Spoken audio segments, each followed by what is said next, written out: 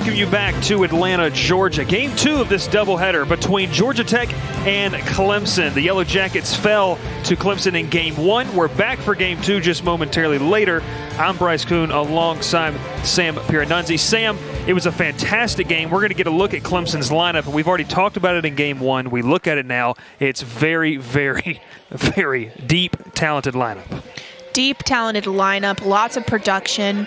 We saw Clemson come out aggressive to start the very first inning of the last game and kept that consistent energy throughout the entire game to really seal the deal and secure them the win over Georgia Tech. And not super surprised to see that considering the performance they put together yesterday against the Yellow Jackets. So it'll be interesting to see how they come out. I'm sure it'll be aggressive. I'm sure it'll be productive. It'll be fun to watch. And we'll see how the Yellow Jackets respond for Game 3. Yeah, Gombardo with a big afternoon already. 3 for 3 in Game 1 with that big fly that was the difference maker. It was a 2-run shot. She also drove in 3 total.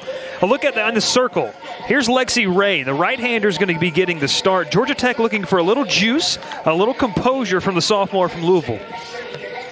Composure, keyword composure, something that we've seen glimpses of from these Yellow Jacket pitchers, but consistently throughout the game is where we're lacking some of that composure to be able to really come in, set the tone for the inning, maintain that level of composure and consistency through the strike zone, minimized extra base hits, and ultimately execute against this Clemson offense.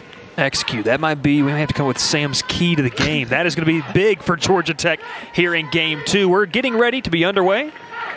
First pitch is fouled off, and Mackenzie Clark will stride in. We've talked about Clark, a dynamic player in the field and in the batter's box. She can kickstart, and she can start things in a hurry for the Tigers. Ooh, in a hurry. And I'll tell you what, I love to see a leadoff hitter that comes in swinging at the first pitch of the inning. And she did it in the last game. She did it in this game. And a nice swing put together against a solid strike for Ray to start off the at-bat. Tigers looking for the weekend sweep and to go 4-2 in ACC play. Meanwhile, the Jackets still looking for that win in the ACC that's evaded them so far. But hey, you could end your weekend on a good note right here with a win. How big would that be for the confidence of the Jackets? Ended on a good note definitely would indicate that they've made adjustments throughout the course of the weekend, and we've seen that, right? Definitely struggled in their Game 1 against the Tigers yesterday here at the Flats, and then coming back in Game 2, missed opportunities seemed to be the theme that rung throughout the course of the entire game, but we did see some production. Ultimately, it was the runners left on base that really faltered the Jackets. So we'll see how they make that adjustment. Clark sends this one, stings it into the trees in left center field and gone. We said she could start off in a hurry, and a big fly for the freshman. She can play small ball. She can run. We know that she can play the field. And now we're seeing another aspect to her game, which is power. And look at this pop. A nice tight swing. We see the power coming from that back leg. She takes that away pitch and drives it to center field. Smoked it. Tell you one thing, 5-tool player. By the end of her career at Clemson, she's going to be one, I know it's a young program, but one that we're going to be talking about for a long time across this conference. A long time across the conference, exactly.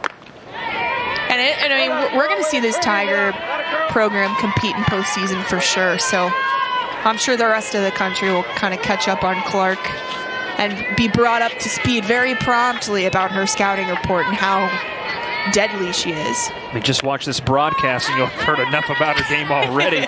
As Gilstrap, the senior, follows the freshman. She fouls that one out of play. And from the looks of it, Sam, we're unfortunately not in-house, but it's a good crowd. Good crowd on hand for this opening weekend. Yeah, good crowd, and you love to see it. Georgia Tech is running an adapted attendance policy due to COVID, and so definitely not the number of people that we would likely see on a regular Sunday ACC series in such a beautiful day. But it's nice. Everybody wants to watch sports, right? Oh. We're all very happy that softball is back. Even my guy bundled up in the jacket behind home plate, mask. I mean, he's staying warm, staying cozy. Temperatures have probably dropped a little bit. You see right there the Georgia Tech garb right there with the with the blanket and whatnot. People are bundled up, enjoying sports once again. We're happy that college softball is back. We're all just real happy to be here, you know. Even, you know. If that ain't the truth. Oh, it's the truth. For so long, it seemed forever. For so long, you see the fans in the stands congregating. It's a good time. The faithful get to come out. And like I said, it's an abbreviated crowd here in Atlanta. But, you know, it's better to see some fans in the stands and have those in the seats. Yeah, certainly. And I think it depends program to program and certainly conference to conference on how all of the different teams are approaching keeping their fans and spectators safe. I think my favorite phrase this year is these troubling times, not troubling. As we navigate these troubling times. Little PR for you. Now no man's land. Hauling in it is Stanford. She records the out. The Jackets might use that phrase to describe their weekend this weekend, unfortunately. Navigating these troubling times, but to your point, we'll see if they bounce back here in their final game of the series. Yeah, be a big confidence booster for Georgia Tech heading into the week, going into what's sure to be some tough film sessions, like you stated in the previous broadcast. But it's just crazy to see that, you know, you started off 5-0, and that was quickly erased as we get a look at Valerie Cagle here. She is going to be moving from left field to the circle for this game, but also, like we talked about, she can swing the bat as well. An all-around athlete.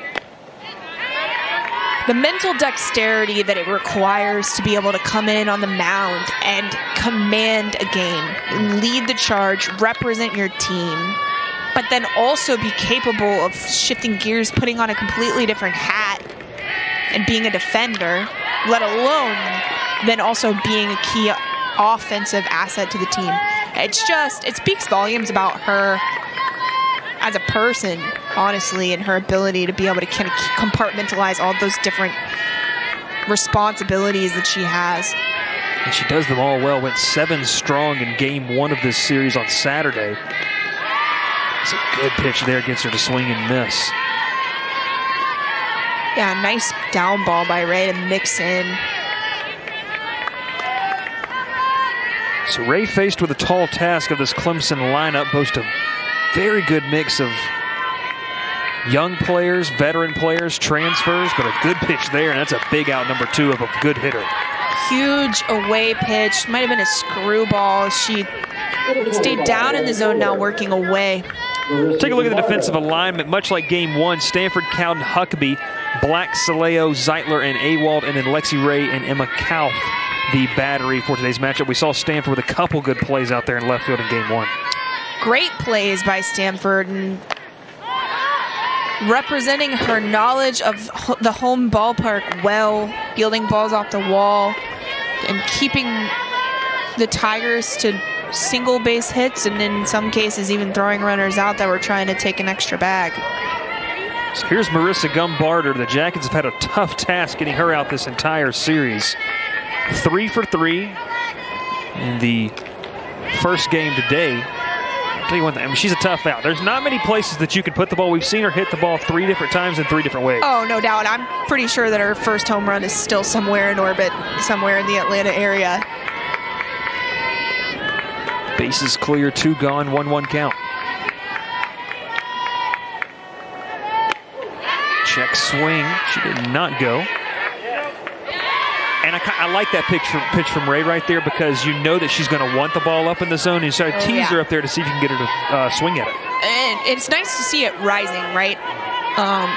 Starting out kind of belt high and then rising up and away, and did in fact, according to the first base umpire, did in fact swing around, but it looks like a hit by pitch. Well, that's one thing that has not changed from game to game. Another hit by pitch. This Gumbarta is going to reach first base. But going back to that, a hitter like Gumbarta, you know she's got power. You know the eyes are going to light up. As you look again here, this one probably is going to be the most painless one we've seen all day.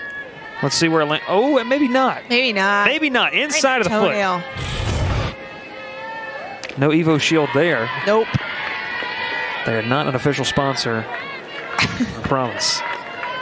2 gone, runner at first, 0-1 count. As Abby Stewart strides the plate, first time we've seen her today.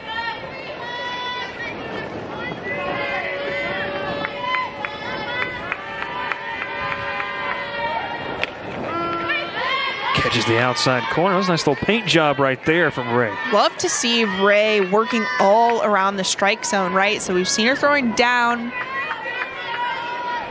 We see her working the outside portion of the plate. She's been working the right side of the plate when she was against Cagle. Chops this one. Saleo picks it off the ground and throws over to first. So Clemson gets the big fly from Clark. They lead it as we head to the bottom.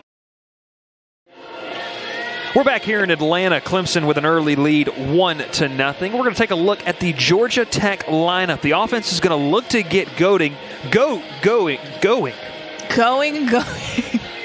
would like a goat of some sorts, a greatest of all time.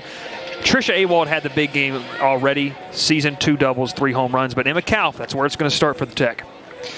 Yeah, talking about the top of this lineup, starting with Kauf, working all the way down through Awald, and lots of experience. We see a little bit of movement. So with Kauf to start it off, and then Zeitler actually moving her way up into the 2 spot. It'll be really interesting to see that 1-2 punch and how they work together.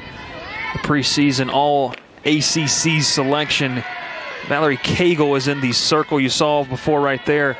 A dominant effort on Friday, or on Saturday, as the Lincoln, Nebraska native Emma Kauf, the freshman, trying to get this Jackets offense going. Heat on that one.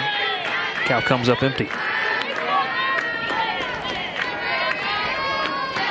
I'll ask you this, Sam, because I guarantee you played some doubleheaders in your day. How hard is it from a mentality that you go and you lose a tough game like this to come right back out 30 minutes later and have that mentality, that mindset that you got to go back after it? Doubleheaders are really, really tough because you're looking at I'm sure the team started warming up at 11:30 for a 1:30 start time, right? So they've been at the field for hours. You're on hour 5, 6, or 7. Right, so if you start warming up at 11:30, you're at the field at probably 10, starting to get prepped.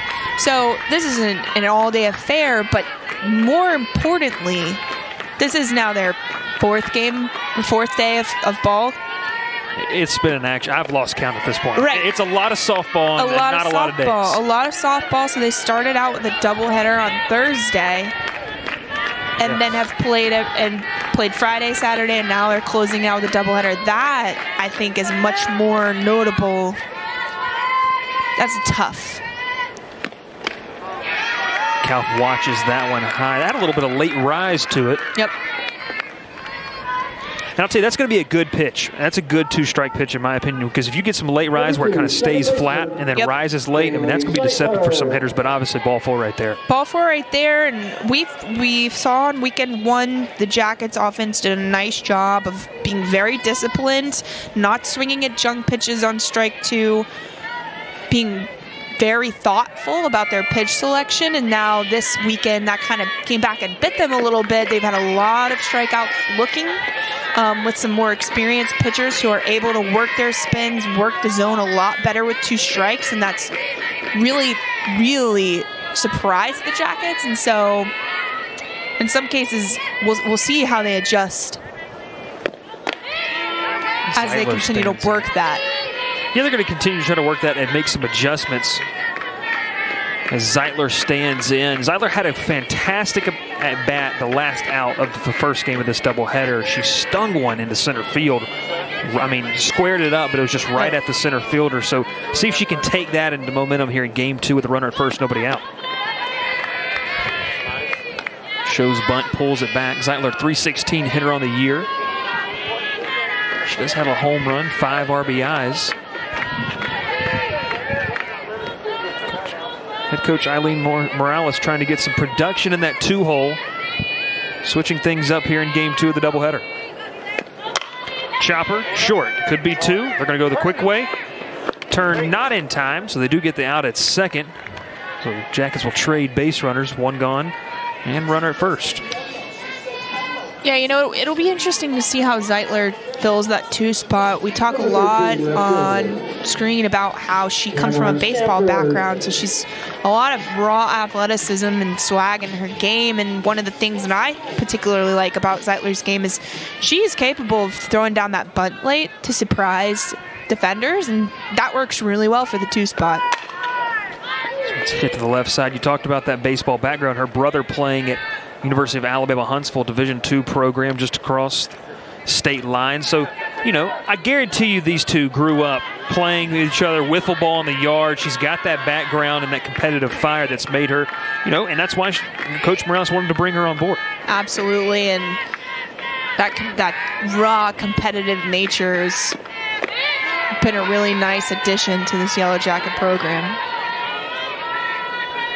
So Cameron Stanford, the 3-hole hitter today, facing an 0-2 count. She's played some fantastic defense with a big outfield assist earlier in game 1. It saved the game from really getting blown open. This one's low and inside.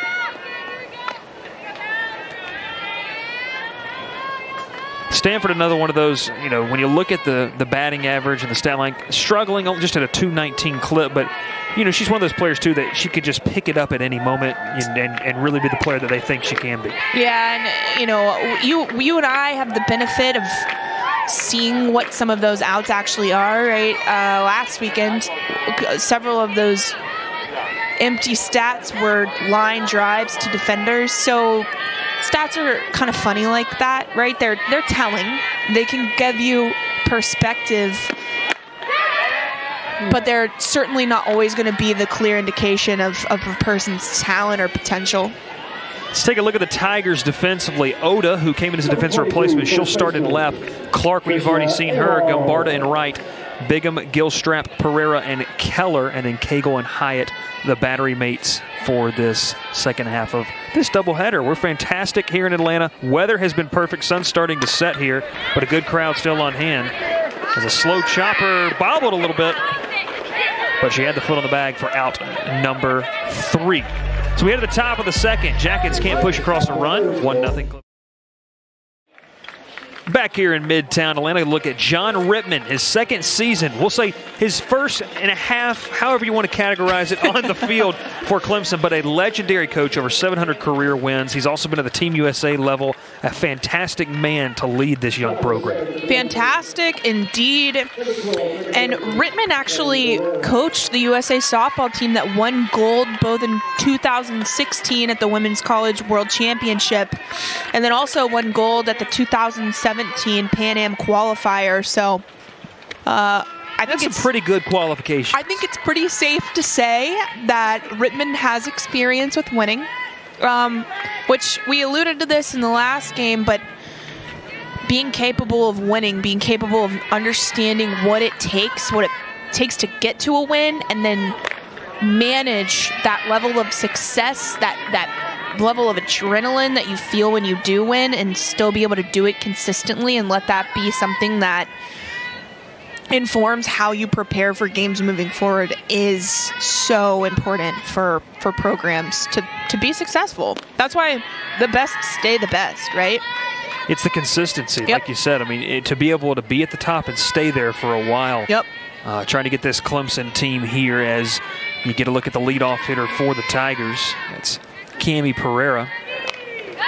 Pereira got going offensively last time. She had a big home run that was a massive insurance run in the bottom of the 6th in game 2 of the series, game 1 of this doubleheader. Extended to 5-3. She faces a 2-2 count here from Ray. Just fights this one off, sends it into the stands over near the Tech bullpen. Jackets look like they're getting a lefty warm.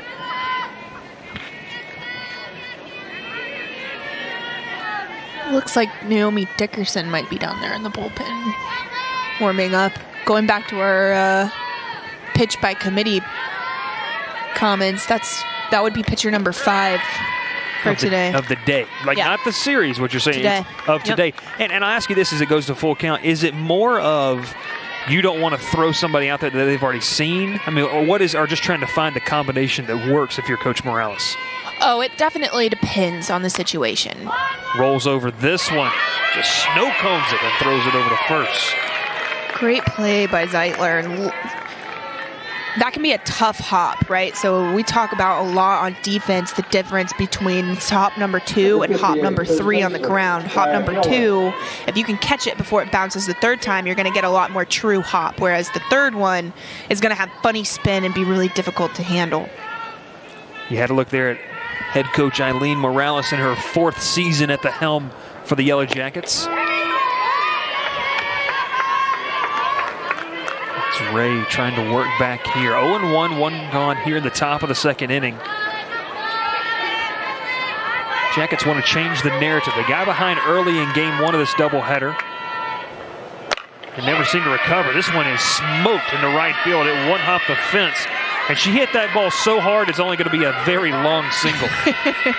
A long single, and Huckabee looked like she was even playing in a little bit, but Keller smoked this ball. And what I love about this swing that she just put together is how deep she let that outside pitch get. You saw her make contact kind of like middle of her body to back half of her body, and that's how you can be successful as a hitter with line drives to opposite field, is letting that outside pitch get really deep in the zone and using all your power to get through it.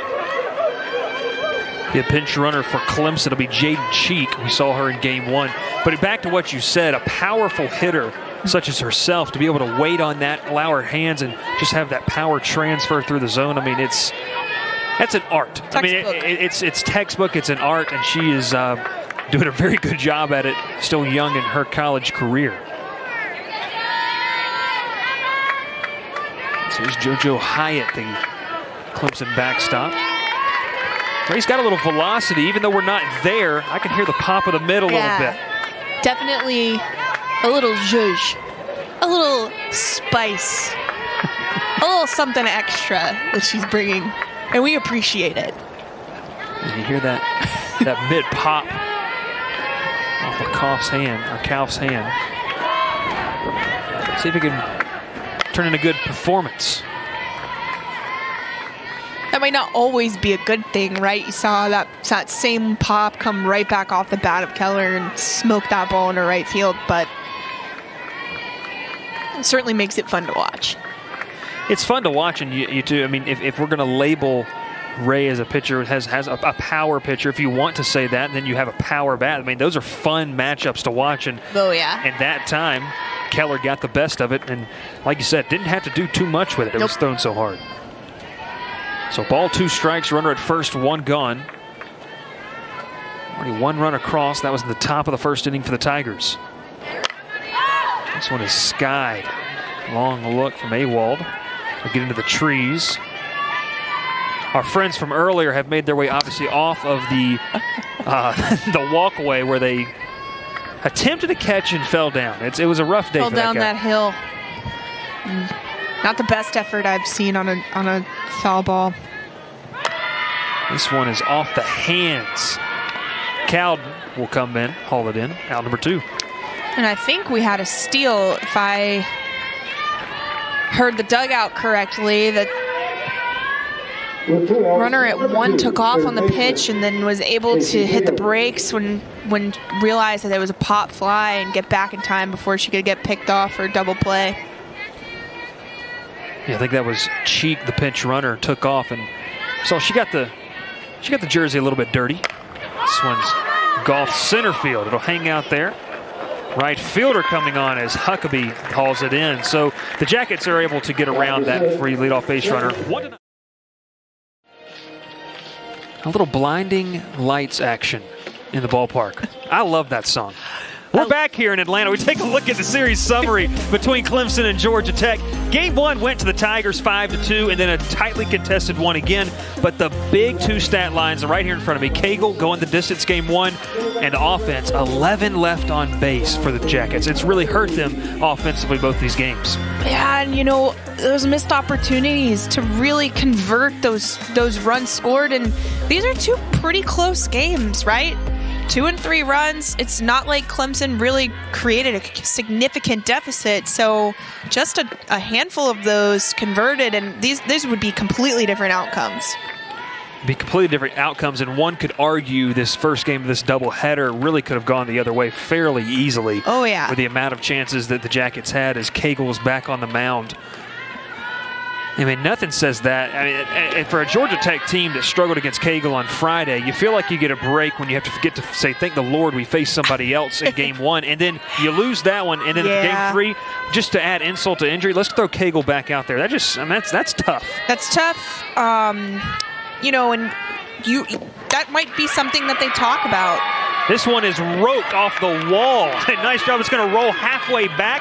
A stand-up lead-off double for Crosby Huckabee. And that's one way to get things started here in the bottom of the second. One way, and talk about it, right? This is an opposite field line drive. So look at Huckabee. Same thing, letting that outside pitch go very deep into her swing.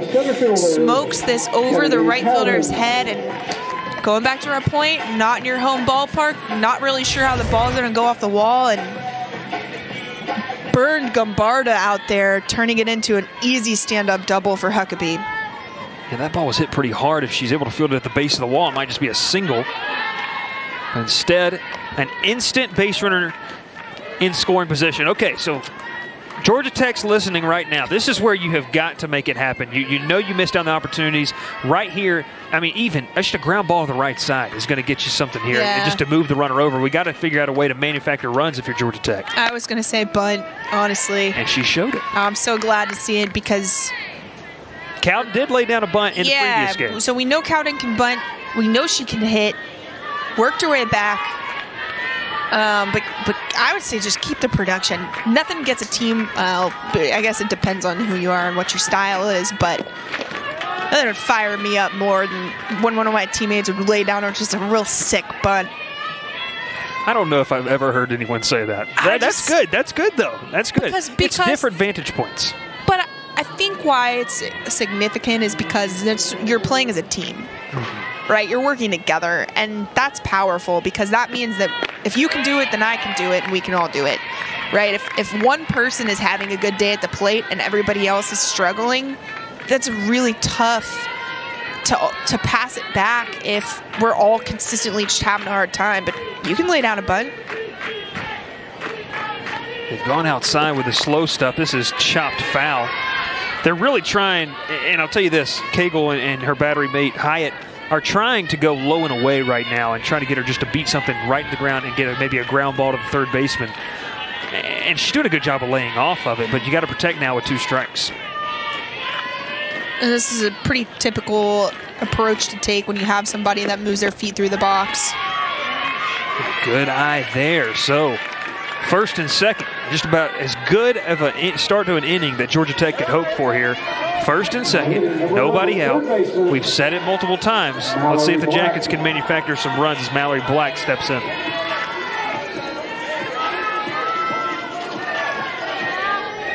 Part of that dynamic left side of the infield, the freshman from Cumming, Georgia, just up the road. Ground ball right side. This could be 2. They'll go to second for 1. Bobbled it and got the out at first. A bang play. So Clemson will trade the runner to third for 2 outs. And wow, I thought she was going to be safe at first. I would go so far as to say this is debatable. Definitely a great play, great transfer, but I don't know. If I had my umpire shirt on, she'd be safe at 1. This is a tough call. Look at it one more time, and that is as close as it gets right there. I think if I were not a great swing for Black to come out swinging at the first pitch, right? Especially because their teammates had been more successful. But what I would say if I had to critique one part of that base running was that she did not hit the front of the bag. Had she hit the front of the bag, it might have been a little bit more clear that she was there. And that's kind of textbook way that you run through first base. So we can, maybe if there was anything we could do different there, let's leave it at that. Megan Cassidy will stride up. I'll tell you one thing, at this point, you've given us scientific terms, philosophical, textbook. I mean, we have everything we need here in a color analyst right here beside me. 0-1 the count to Cassidy. Somebody call Beth Mullen, somebody call Michelle Smith, let them know. Tap me in. I want to be the part of the trio. That's a dynamic broadcast duo as Cassidy sees that one. And they had the Georgia Tech Florida State series. They did a fantastic job. So we're having to follow those up. We're proud. We're just happy to be here. Fouled off the inside of her foot. Ouch. That's the best way to describe it. So the Jackets down to the last strike of the inning. 2 gone and a runner at third. And that'd be a big run and a confidence booster for this Georgia Tech offense. Swings through that one up around her eyes. And that is going to be out number 3. Clemson just finds a way to get out of a jam every single time. Mackenzie Clark, who homered last time, will lead it off when we come back. We're back here in Atlanta. Comfortable posture as the fans are enjoying themselves here at the Mew in Atlanta. Midtown Atlanta, beautiful weather. We're getting into late February. We're getting in, it's going to get warmer, Sam. But I'll tell you one thing, it's baseball. It's kicked off this weekend on campus at Georgia Tech. Obviously softball in week 2. We're glad to have it back. And Mackenzie Clark is glad to be taking the plate once again. Glad to be stepping up to the plate, coming off of a sure home run. Smoked off the bat in her leadoff at bat to kick off Game 3 against the Yellow Jackets. I mean, I think the softball looks like a beach ball to her right now coming into the zone. I mean, she is just on everything. We really haven't seen her fooled except for the strikeout she had against Bruce. Try to pepper her inside. They get the strike call. And I want to say I remember that being an off-speed pitch, so maybe that is, if we had to pick a weakness against Clark, maybe that's it. And I'm sure she'll figure out how to how to find that out and key that in. Coaching staff of Clemson has a gem on their hands. Ray trying to get a big first out for momentum here in the top of the 3rd inning.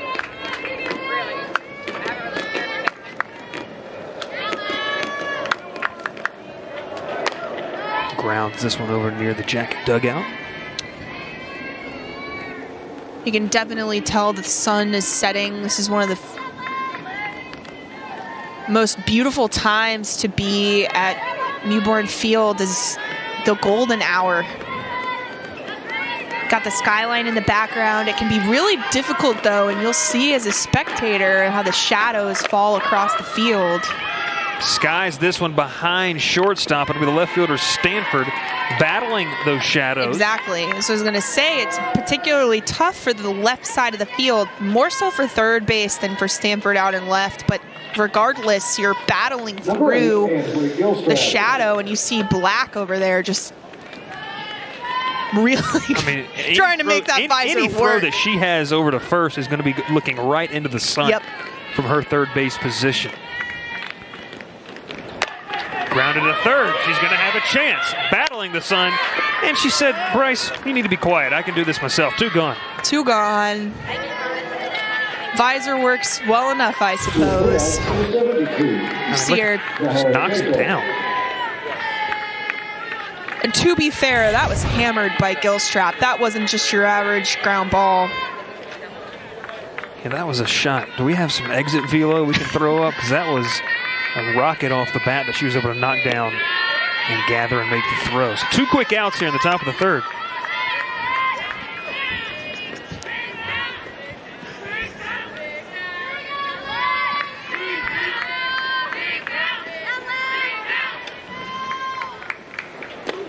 And the pitch misses low from Ray. 2-0 the count.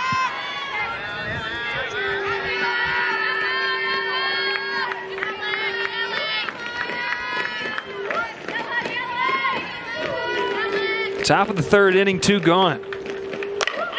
This opposite field, little power, and it's off the back wall. Wow. Another home run. I've seen a lot of opposite field home runs, but that was a line drive. Lasered out to left field. Let me get a launch angle on that one. That one was absolutely destroyed. And I'll tell you one thing, that got out of here in a hurry. A hurry. She let that outside pitch travel deep, deep, deep in her swing and just line drive. It's one of those 2 you watch Ray right here. She knew right off the bat that one's not coming back. You can tell body language. That one's gone. So Clemson with 3 hits. 2 of them have come courtesy of the big fly. And the Tigers have made their presence felt beyond the outfield wall here today and throughout this series.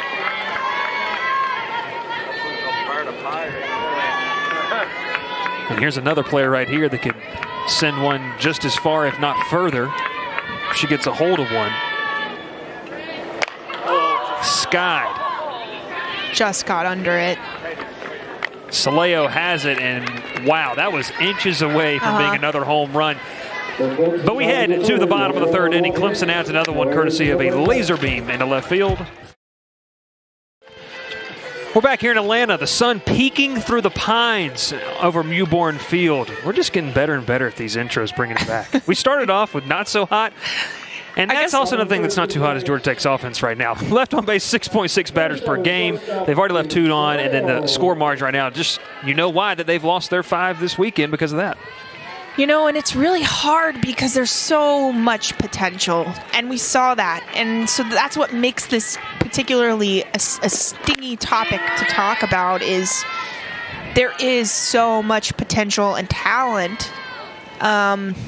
And it's just the execution, and that's just something that comes. You have a couple key freshmen in the lineup, some transfers, and they're just going to have to smooth those things over. Saleo tried to lay down the bunt, 0-2. And you got to think, Sam, if they can get some of these freshmen to grow up quickly, then you're really going to feel good about this program and the direction they're heading. Certainly, that's fair. I think one thing that's also interesting to consider, especially in this matchup, is the Yellow Jackets are coming off of an abbreviated season with COVID, having been just a year ago where they did not play the full season. For a team like Clemson, that was their inaugural season. So before that, they did not face opponents. They did not face live pitchers that were not their own pitchers. So they've been very accustomed. Tried to check her swing, but she went too far. It's going to be Saleo down on strikes. Right, so they've been very accustomed to preparing and playing themselves. And we see Saleo does look like her bat wraps around enough, certainly enough for the third base umpire to call it a strike. So here's Kauf. Flip the lineup card over. Way too high, she'll lay off.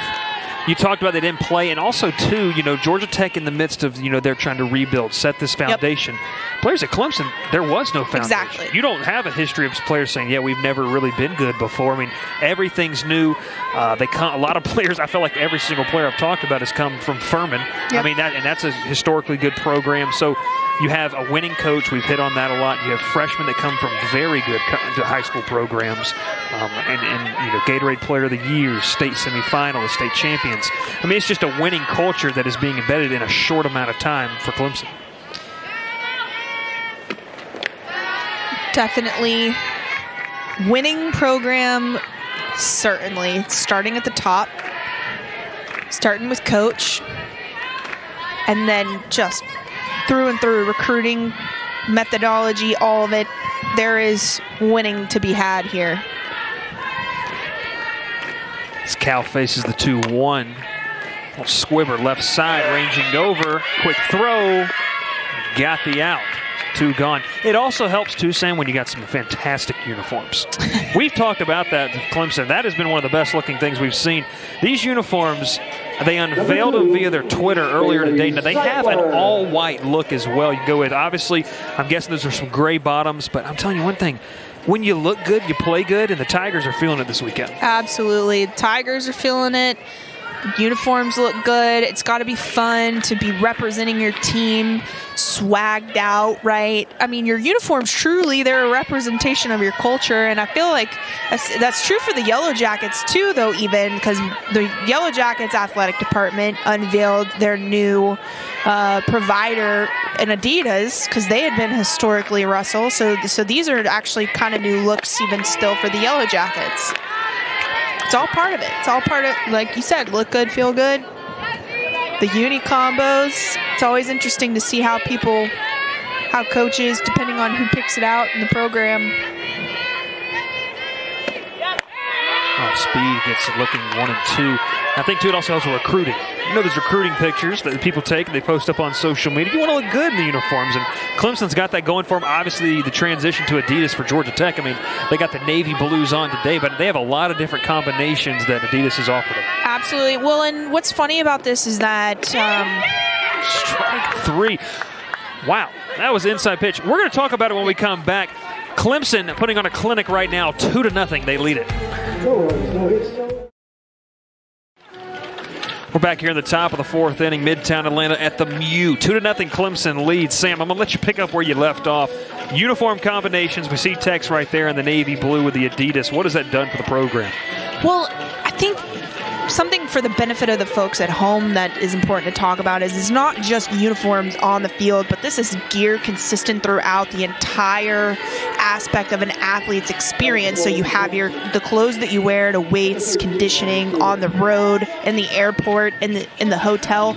All of those things are provided from your clothing provider. And so whenever you have gear that looks good, that comes from a notable brand, right? That does, to your point, that does sell, because that is an aspect of your experience as a college athlete. If I'm going to a school like Clemson or Georgia Tech where I get to wear Adidas or Nike. Just look right here. Look like it hit off of something and then hit one of the assistant coaches for the Tigers staff. He's wearing it well, though.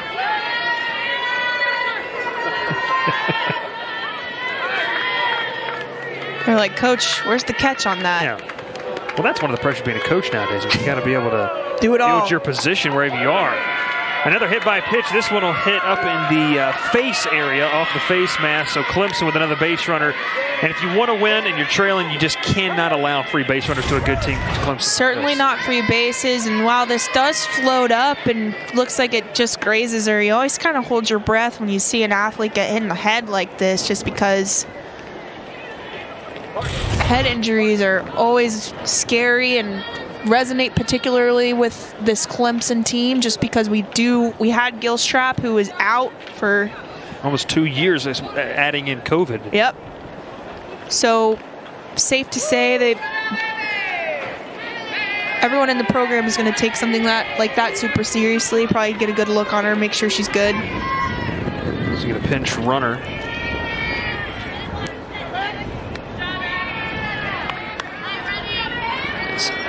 Real Oda will come in and run.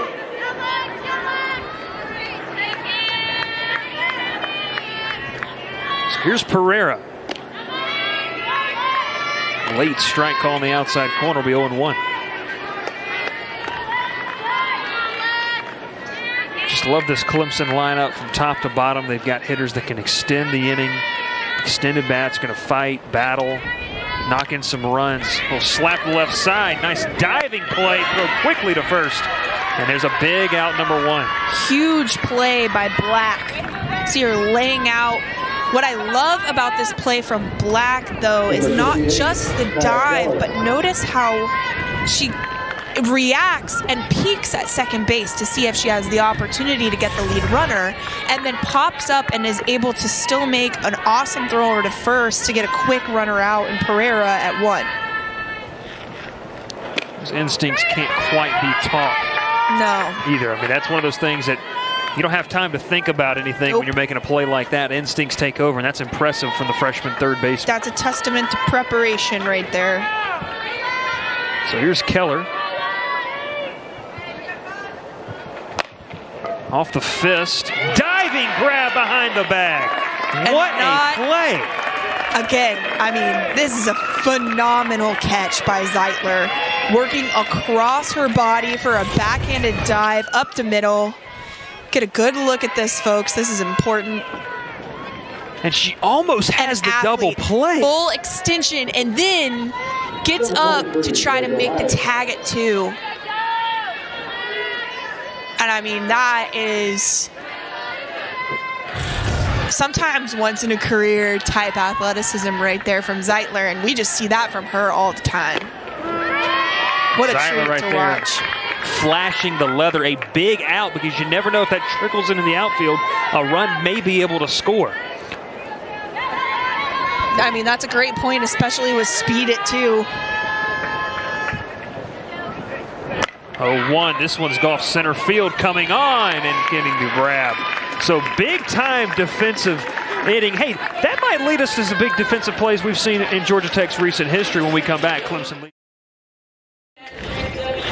We're back here in Atlanta. A flashback. We saw a great play. Back in 2016, the person next to me had a fantastic catch. Sam, I know that you're embarrassed. We got to throw it up there, but Pierre Nunzi is a name that is simultaneous with Flash on the Leather. You know, it's fun to look back on memories like that. That was the first time I was on SportsCenter Top 10, which is really cool, right? Especially to be able to represent your team. But that's the kind of play that you practice jokingly, but not jokingly. Like the coolest play that you're ever going to make of your career. And even in practice, when you make them, the whole team gets really hyped. So to get that one on film, that I might show my kids one day. I don't know. We'll see. What do they call? Now they call certain players, and I don't want to go too far into this, but they call certain players that are in Georgia Tech history legends of the flats.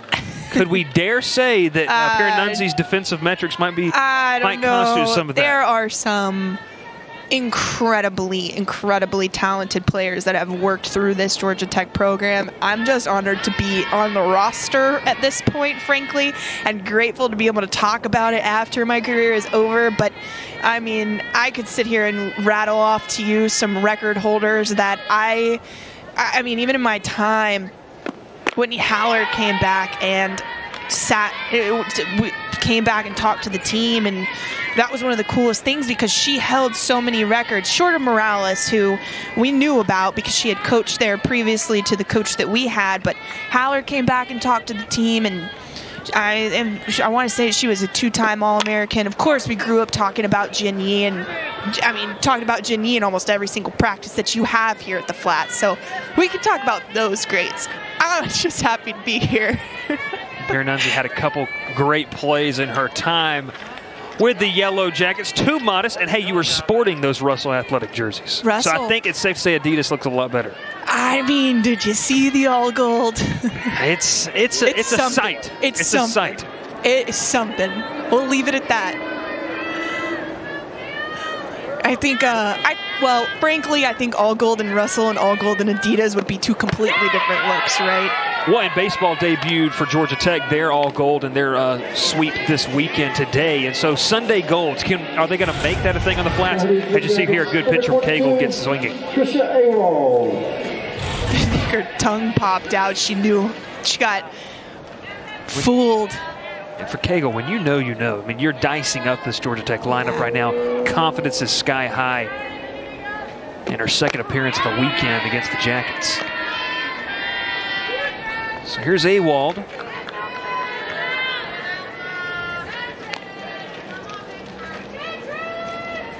Tricia had the home run in game 1. Some fireworks from the Jackets. They need something here to kickstart this offense.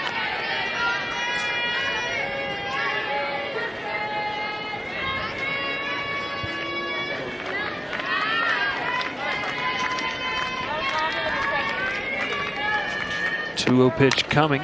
Definitely need a little bit of energy. Need to see signs of life.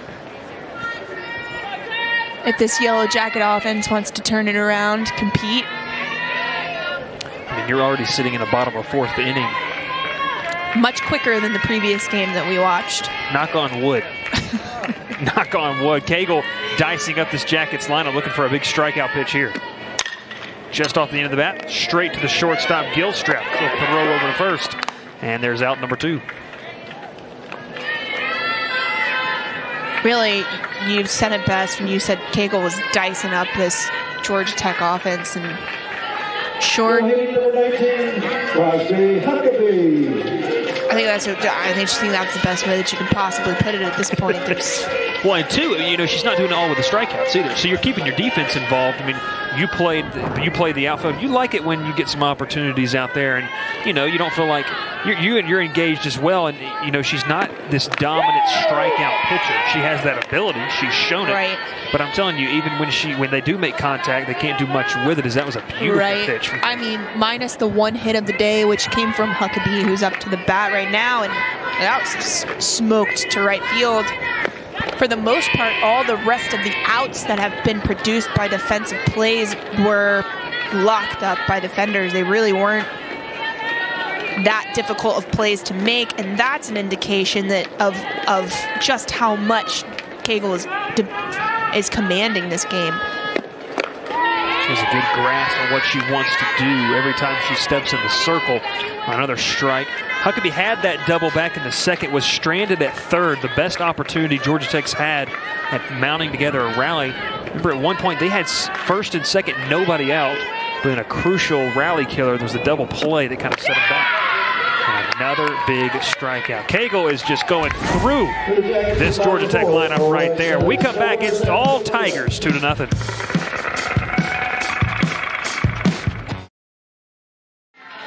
We head to the top of the fifth inning here in Midtown Atlanta. Georgia Tech trailing Clemson 2-0. The fans, as the sun is setting, they're trying to stay bundled up and warm right there. That's the best example. These are the tried and true fans right here. They've been here all day long. And I love the setup they got going on for today's game, watching some college softball here on the flats. Love it. Even the masks, even the COVID PPEs are full spirit. Georgia Tech logos. You got the Navy on the left side. You got the logos on the right. You have to wonder, did they make the blanket? Like, how committed that must they like be? That looks like this one's off the hands, fouled back. See, Georgia Tech, I mean, it's the branding. That's all it is. Throw the logo on a mask and sell it. I don't know. I think the guidance says it's got to go over the nose, but we were 1 for 2 on that shot right there. Batting 500 is pretty good, I heard. Ray goes off speed, waited for the arm to fly up, but didn't get the call. Here's Casey Bigham. We talked about her in game one, transferred from Furman in the fall of 2020. She played second base. She was SoCon Freshman of the Year, and then her sophomore and junior season, she was all second team SoCon, so a fantastic player in a talented conference, and she brings a lot of expertise and experience to this Clemson squad. Experience and expertise, these are words that we've been saying over and over and over again, and when you are establishing a program, that's the exact type of characteristic that you want to bring as leaders and difference makers. I think it's safe to say the bottom fell out on that pitch right there. That was a nasty pitch right there. We were hyping her up, but man, Ray, that drop ball just worked its way across the plate and down and just fooled her. And that started about thigh high and dropped down to about the shins. I mean, that's a good decent size there. It's dropping down, but now you got to face a pretty good hitter. It might have even been a drop curve because more importantly, it worked across the plate, but then you see a base hit down the line for Clark. Who else? And a stand-up double. Clark is having quite the welcoming party to ACC conference play. This one just is roped and just sneaks inside that chalk down the left field line. She got jammed.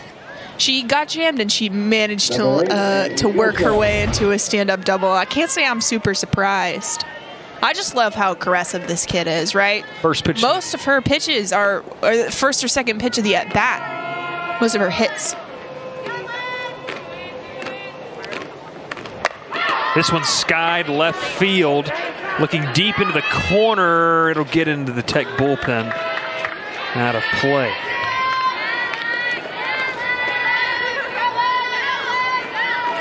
So we talked about the play of Mackenzie Clark. You just go down her accolades. We talked about a top 20 prospect, 2020 Gatorade Player of the Year finalist, a 3-time All-State selection from her hometown in Miaka City, Florida. And you talk about a state of Florida that has a very, very good pedigree of pushing out softball talent. This one's roped center field, no doubt.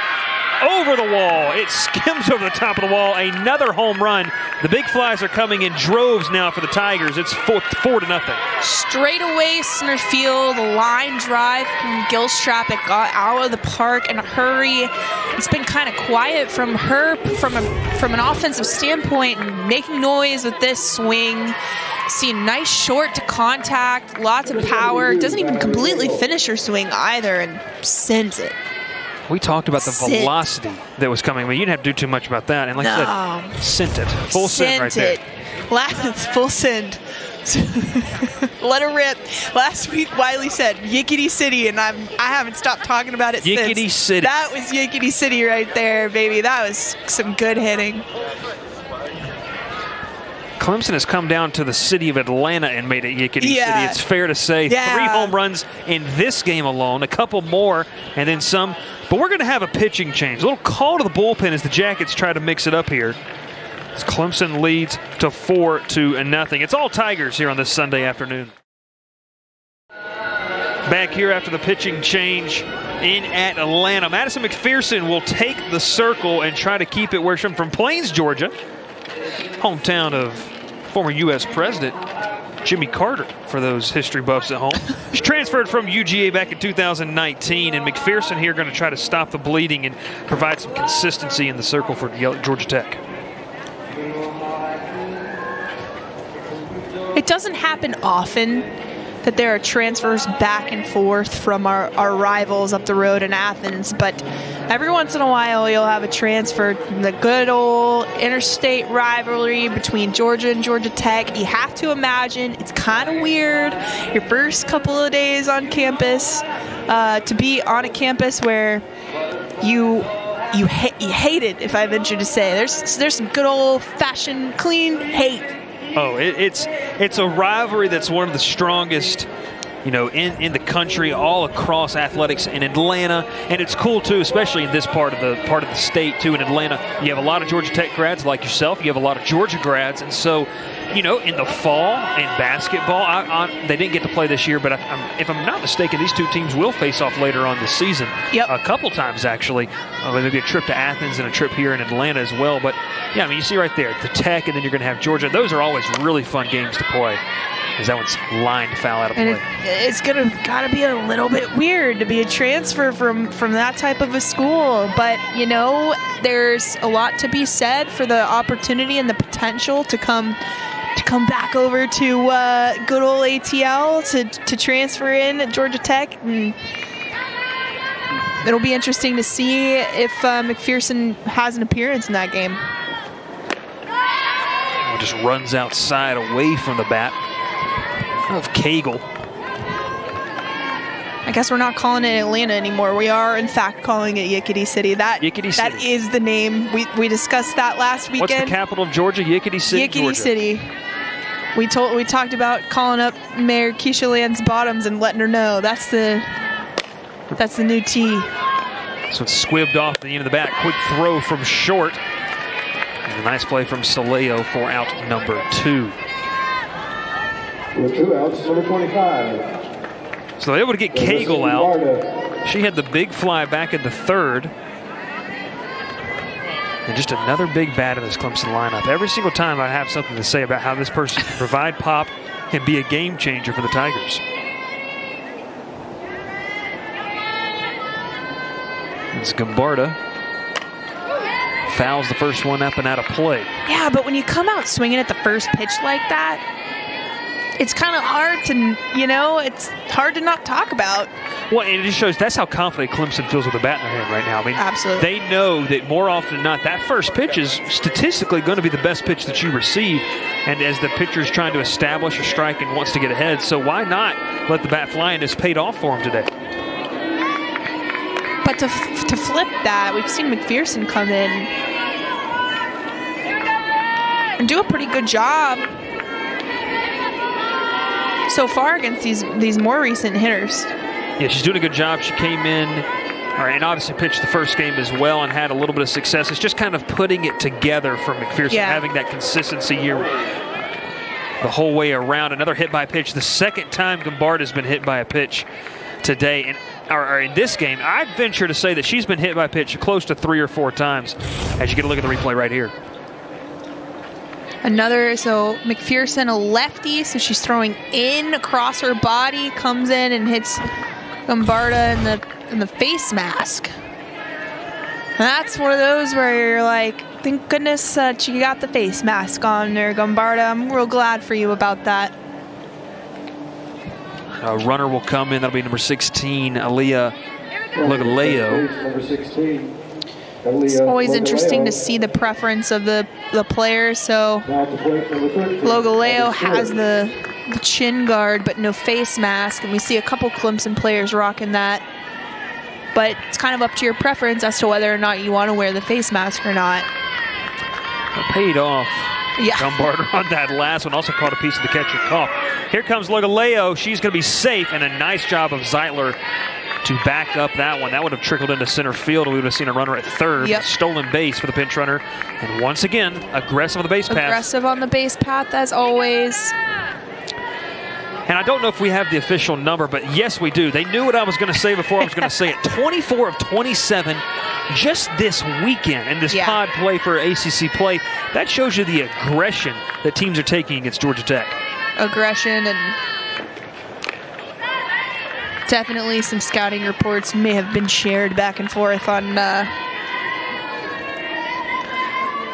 as to whether or not runners have the green light. But you know, when you got speed the way that Florida State has speed, when you have speed the way Clemson has speed, it's going to happen. Be interesting to see how the rankings shake out the next time up, because Clemson was receiving votes in a couple different polls. If they could get the sweep here, that'd be a big confidence booster. After they battled a very good Virginia Tech squad in the first part of this pod play, they only got 1 win out of it.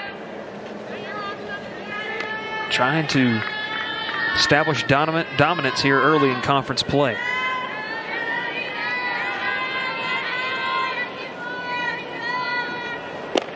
Stays low, 2-2.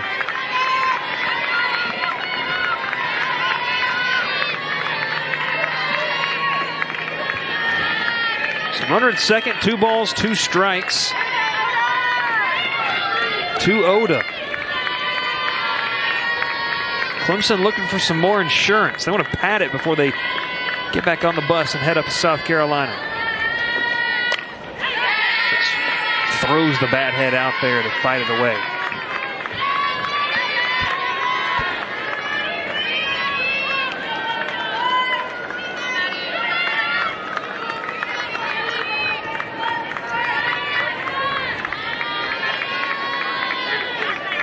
Another 2-2 pitch coming from McPherson.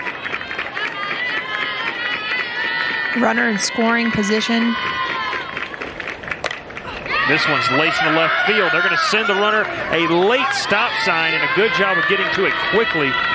That was the left fielder, Stanford. She plays that position very well. Super but now Clemson well. A lot of confidence from Stanford. Not surprised to see Ribbon hold her up, rounding third.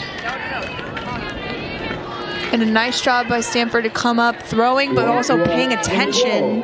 Her teammates communicating with her as to whether or not the runner is advancing from first to second. So now we have minimized the damage. Runners at first and third with 2 outs. And that also tells me when Rittman's able to hold his runner up, he has confidence in this offense to do stuff with 2 outs and bring some runs in. It'll be up to Pereira here. Fouls that one away. Absolutely. I think that's a great point. Knowing that you're not having to take too big of a risk on the base path, and with a very fast and successful base running record today, and yet all the confidence in the world in his hitters.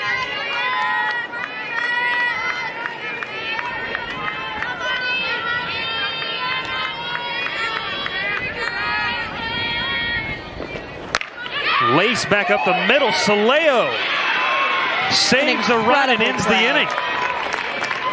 Incredible play, laying out, making the play at 2. Clemson does add another big fly. Straight away center. They've made their mark out there in the tree line. It's all Tigers for tonight.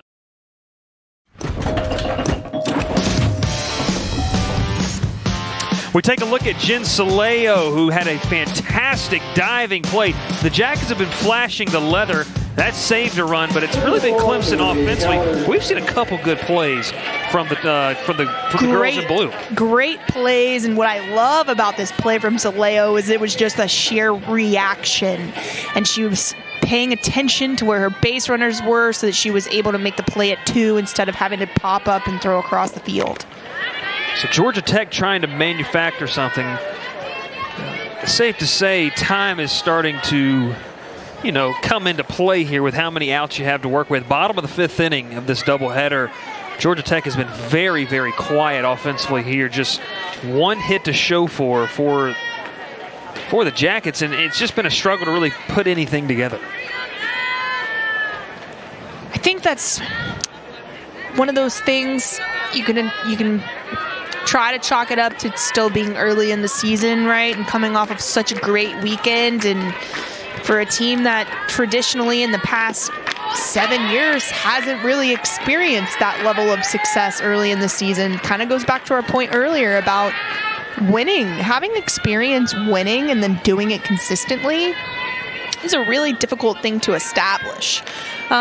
So I think what will be much more curious is how the Jackets respond as they move forward into their season. They'd love to take some confidence, even if it doesn't end up being a win, to see and show some fight here in the later half of the inning. No doubt about that.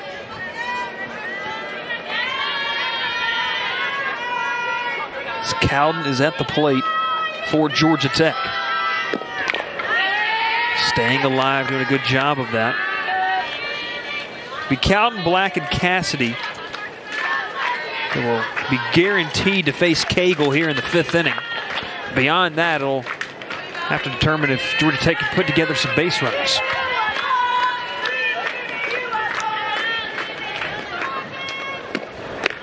Off speed, Frozer, and a good pitch from Cagle. And like I said earlier, she just keeps dicing this lineup up. She's really just done a fantastic job. And you see her not only working the outer corner of the plate, but this is definitely off speed and just breezes Cowden.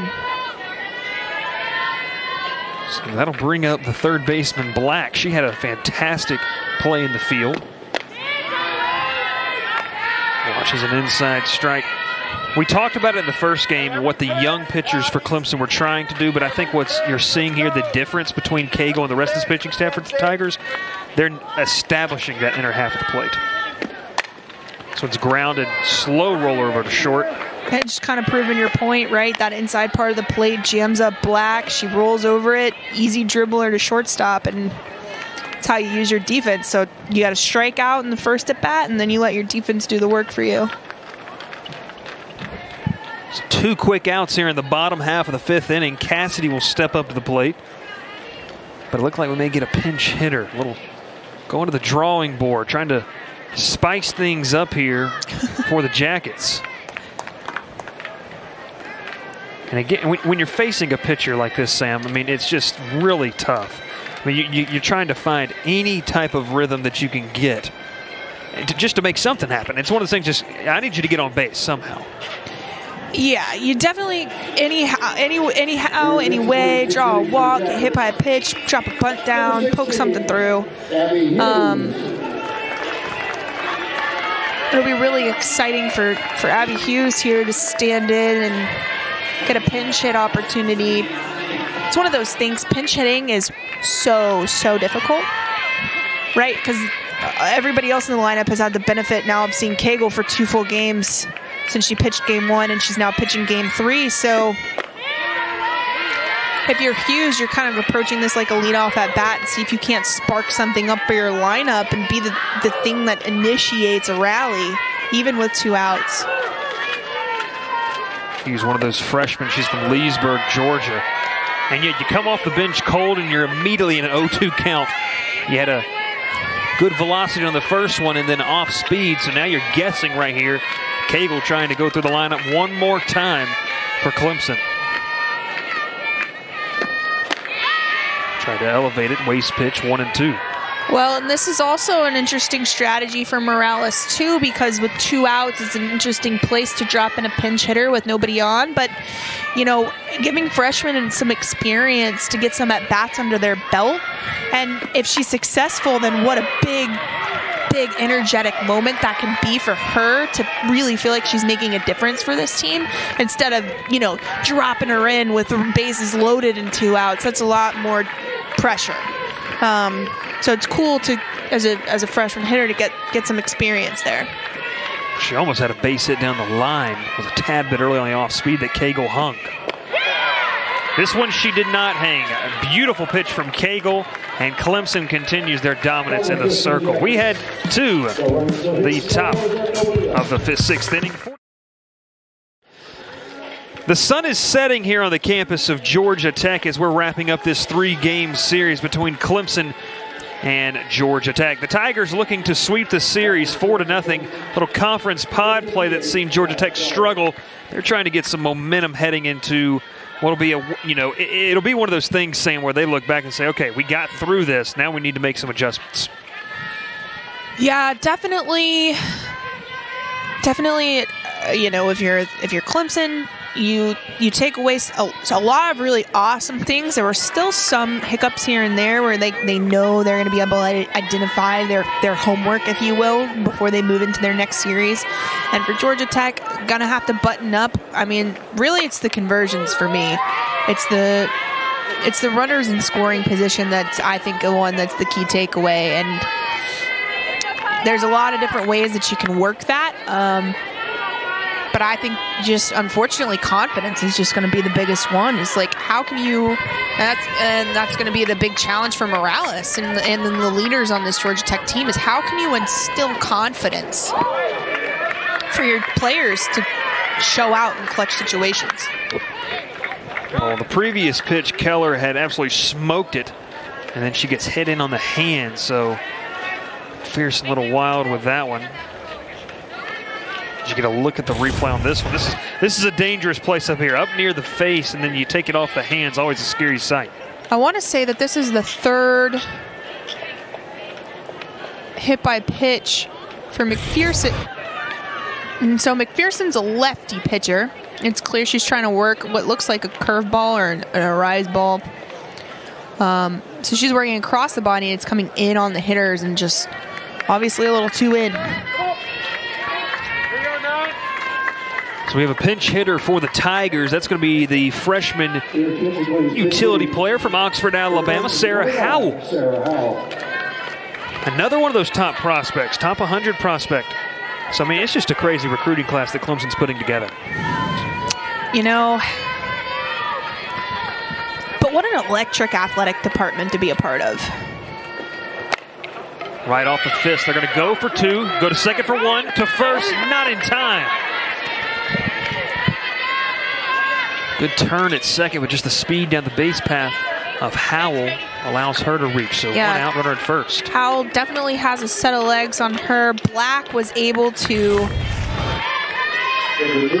glove this up. So you see Howell get jammed. Black loves it up. Nice turn by Zeitler. Not a whole lot of motion, right? We love the way that she handles the transfer of the weight onto her back foot and then a quick throw across. She's not really taking too many steps, which helps save her some time. Yeah, quick release from the freshman. You got to think, too, as more experience comes, that's a positive thing that Coach Morales and them don't have to teach. You know, it's one of those things already ingrained in her at the level she was at. We talked about Clemson's athletic department, an exciting time. Obviously, the success is well known on the gridiron and for football, but baseball talented program, softball getting started, having the success they've had early in their years. I mean, even basketball, both men and women's. I mean, it is an exciting program to be a part of. And when you add a new sport that has such a demand in this part of the country to a program that already has a brand out there, already has, you know, a big time following. I mean, we've seen it right here. This is why they're able to have some immediate success. Oh, absolutely. And especially with how successful their football program has been, right? And doesn't suck to go watch a football game in Death Valley, so See if she offered it that one. Can't be the hardest sales pitch that you have to give. Clemson also a beautiful campus up there. Yeah. It's not like you're walking on to an ugly campus. You're staying in the southeast. Right. Great weather. Right. And that's part of the challenge, right? So then you flip it over to Morales, and there's a lot of really incredible benefits to being a. This one tips off the pitcher, just gets the out, as it looked like McPherson had a little trouble, probably thinking about getting for 2 before she had it in the glove. Yeah, talk about composure. So you see this,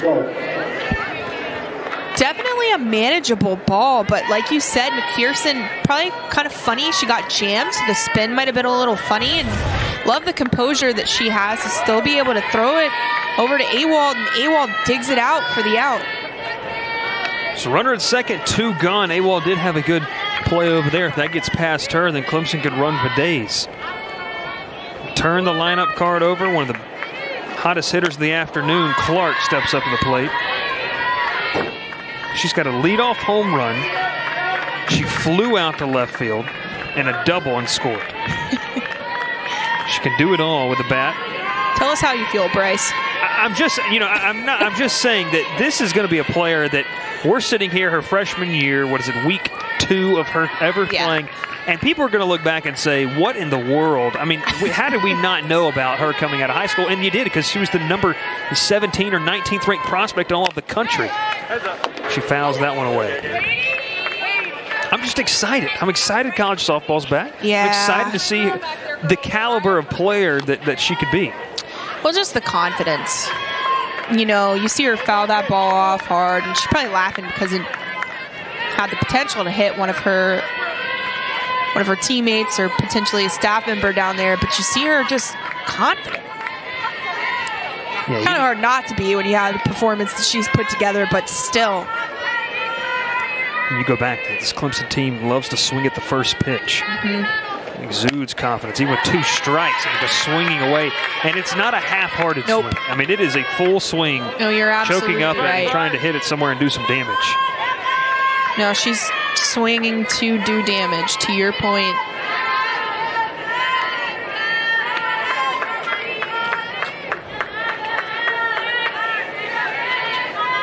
So let's see what McPherson has up her sleeve right here. 0-2 when he needs to get out of the inning.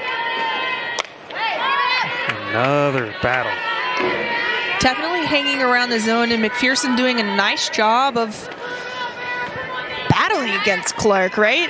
Not often that you word it like that when you're talking about a pitcher facing a hitter. Normally you talk about Clark battling against the pitcher, but in this case, McPherson is putting up a fight. You talk about McPherson, I mean, just the age difference. McPherson, a veteran, Clark, a freshman. I mean, just the battle that these two have going on. So we saw a veteran get the better of Clark earlier in this game when Bruce was on the mound. Let's see if McPherson can do the same.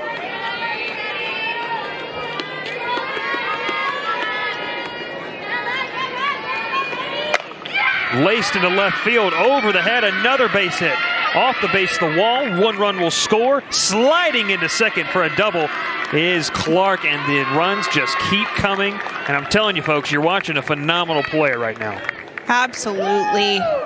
And if we take another look at Clark's swing right here, you see her just absolutely hammer this ball. And what's interesting is this is actually a little bit outside, right? But she's ahead of it. So it's still a line drive, still a substantial swing. But it's possible if she let that travel a little bit deeper in the zone, she might have gotten a little bit more of it. I don't know. She might have had her second home run of the game. I'll tell you one thing, there might not be many people here at the Mew. They're going to be sad when Clark leaves and heads back up to Clemson. Hit the road, Clark. She is going to be doing damage in this conference for a long time.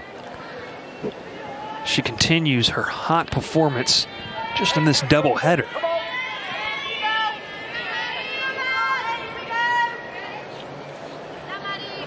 So Gilstrap steps to the plate. She hit the home run, which drove in 2. Skies this one, but got underneath it. Stanford will haul that one in. So Clemson just continues our offensive onslaught of the weekend. We take a look at the play of Valerie Cagle. She has dynamite through this lineup and 2 performances. This is her second one this weekend. Cagle is just dicing up strikeout after strikeout, letting her defense work, and it's a big reason why Clemson is on its way to a big series sweep. You know, it's one of those things that kind of sneaks up on you, right? Not until you see that really nice line of strikeouts where you're like, I didn't realize just how much she's commanding. You know she's commanding it, but 8 Ks. I think I said earlier, too, she's not a strikeout pitcher, so she just proved me wrong. Take it back. But I want to read this because she's a freshman. She's one of those super freshmen, okay? So she came into this season, according to Softball America, a big publication across the country, was ranked as the #2 freshman in the country. So it's not just Bryce and Sam here who have noticed Cagle and her ability. She's gained national notarization. She was preseason second-team All-American. Yeah. So, I mean, this is a player that is going to be a force to be reckoned with. Proving them right. Exactly. Which just makes us sound better. 0-2. Saleo slaps that one. Oh, and also, she started 13 games pitching last season before the shutdown. She also, with a bat, she was the only freshman in the country to hit at least 10 home runs. So you talked about what she could do. I'm sorry, but if you managed to hit 10 home runs in 27 games and an abbreviated season, wow. Someone needs to check the level of competition that Clemson is playing. I'll tell you one thing, that is unworldly of what Cagle was able to do. Good for her. She also hit .376 and had 5 doubles and just 93 at-bats. You've done a fantastic job. And a nice look by Saleo, not chasing that low and out pitch despite just how strong Cagle has been around the zone. 2-2, here it comes. Just misses outside. And here's just a little stat for you that shows you how dominant she's been tonight. This is just Saleo's second plate appearance of the evening, of this game. She struck out once already, and if you look, she's 0 for 1. I mean, it just shows you how she's just going through this lineup, not wasting pitches or at-bats. Well, there's a little seeing eye single, the first since the first inning for Georgia Tech. So the Jackets here trying to come alive at the bottom of the 6th. Yeah, and if we were to have a difference maker to shake up this lineup, no shock that it comes from Saleo, the freshman, to get things rolling for the Jackets and making something happen, right? So not the most jaw-dropping swing that we've seen here today, but making something happen, and that's important. So here's Kauf. Georgia Tech's going to need a couple of those, and then some. Trying to make a statement here in the bottom of the 6th. Just 6 outs to work with for Georgia Tech. So you got to use them wisely.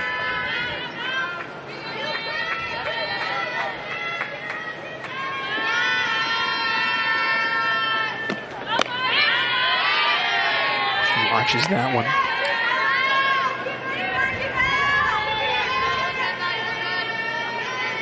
Still handling Kauf carefully. Right? Very methodical in the way that she's approaching Kauf, staying all around the zone. Yeah.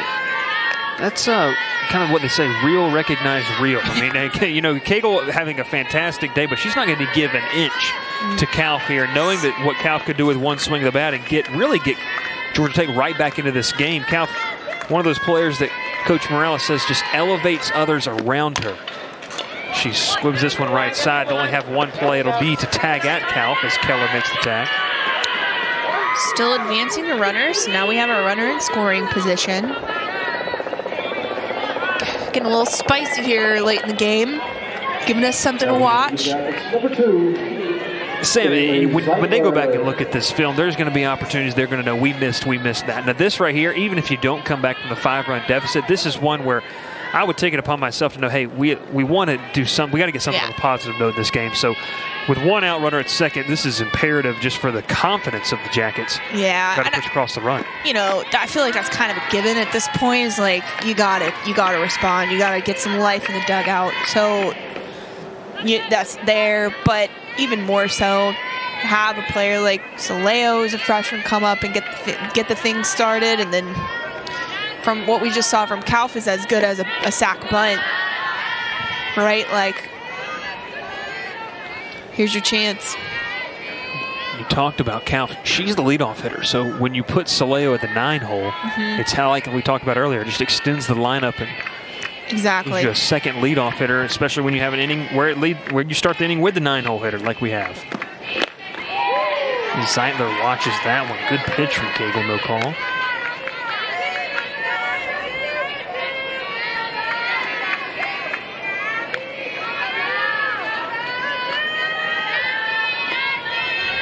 Cagle really experiencing her first, we'll say, stressful inning since the first. Maybe that second inning when Georgia Tech had a good opportunity. 3-1 to count.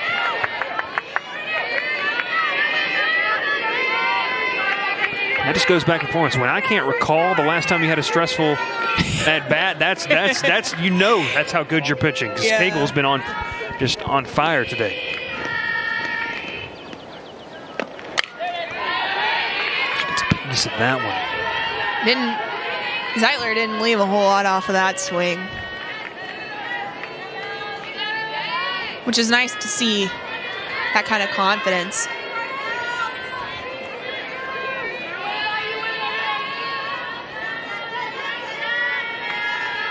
Payoff pitch coming to Zeitler. Inside corner. And she's been making it well known she's not afraid to go inside. Cagle with her 9th strikeout of the evening. That one hurts. And, you know, maybe all I can think is that maybe Zeitler thought it was coming up because it did, out of the hand, potentially look like it was going to be an up ball, but stayed pretty flat. Ground ball bobbled. And no play. So Stanford will reach, extend the inning, and it works. And talk about it. So so what we saw from Zeitler before is the Ks. You can't have the looking Ks. So at least for Stanford coming in here, not a great swing. But when you're facing an opponent like Cagle who has been dominating, even something as simple as a dribbler on the infield makes things happen. Gives your team a chance. Error will be charged to Bigham at third. So here we go. Power bat at the plate in Awald. Like Sam said, you put the ball in play more often than not, good things are going to happen. Good things are going to happen. That's what the Jackets need from Awald right here. Base hit would do wonders for the confidence of this team. A big fly would spice things up, like Sam said.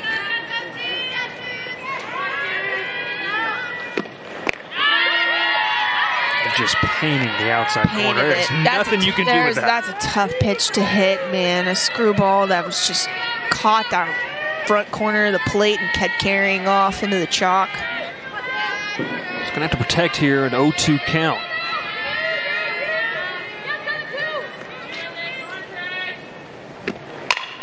Roped into right field, base hit, and the Jackets will get on the board. Technically, that's a force at 2, so good on Sanford to be hustling down at 2, but that was smoked. This ball is hit so hard off the bat. Velocity against some more velocity, and that's what they needed with runners in scoring position. You know, and I love this. I love this swing from Awald because you just saw it again, how simple it was. From such a power hitter, and we've seen Awald hit the long ball so many times, but super quick and compact to contact, not really doing a whole lot after that. Get the ball out of the infield. Pinch runner will come on for the Jackets. As Crosby Huckabee will step up to the plate. Huckabee had a shot down the right field line for a double. It seems like it was forever ago. But this is an interesting point of the game because you're trailing 5-1 if you're Coach Morales. But you know, with one swing right here, you put yourself right back in it. A base hit, you get a run in. You'd love to go into the bottom of the seventh, maybe trailing 1 or 2. You don't want to go in there trailing 4, so see what Huckabee can do. As this one's skied to right field and out number 3. So the Jackets push across 1. They still trail it by 4 as we hit the top of the 7th inning. It's all. The sun is setting here on the campus of Georgia Tech, Midtown Atlanta, on this Sunday evening.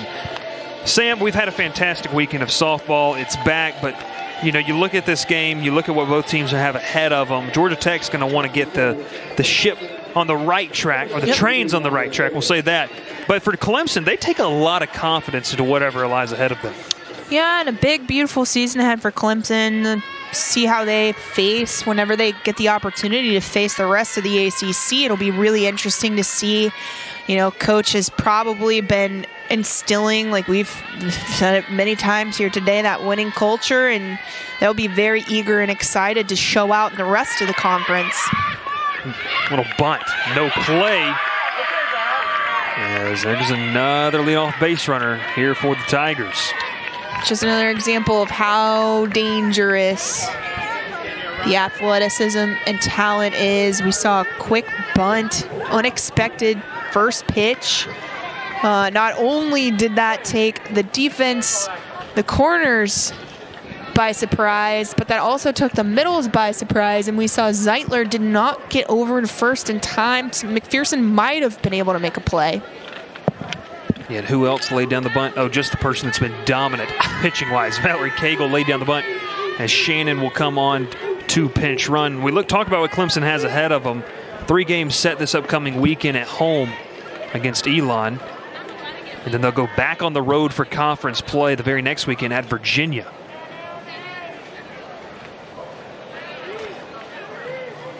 We got a pitching change as a new player will come to the circle for the Jackets. It's 5-1 Clemson.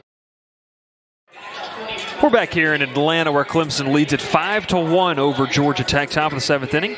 And a pitching change for Georgia Tech. We have a new player in the circle. The first time we've seen her this season.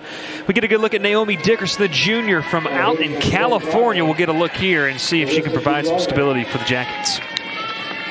Yep, and kind of leveraging the option of pitching by committee. Dickerson has had experience on this Yellow Jackets staff, and in her early career pitched quite a few innings, so it's exciting to see her back out on the mound, see what she has to bring to the table, especially given the fact that there has been a change in pitching coach, see how different her style will be. Another hit by pitch. That's not the way she wanted to start off.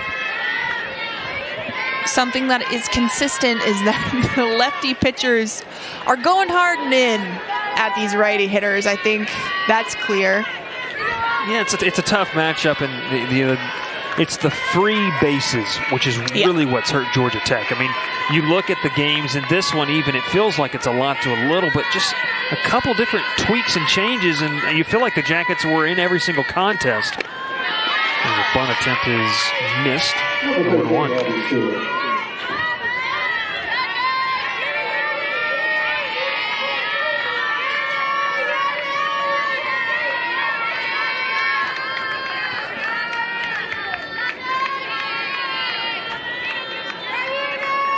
Another 0-1 pitch, slap left side, caught. Could they get the triple play? Is it triple play? I think it might have been. It is a triple play. Well, you don't see that every single day, and it was led by Saleo. What a big-time play here.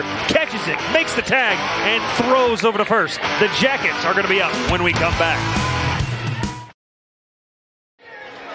We had a little defensive magic happening here in Atlanta. Triple play to end the inning. It's a big boost for Georgia Tech, and it was led by Saleo.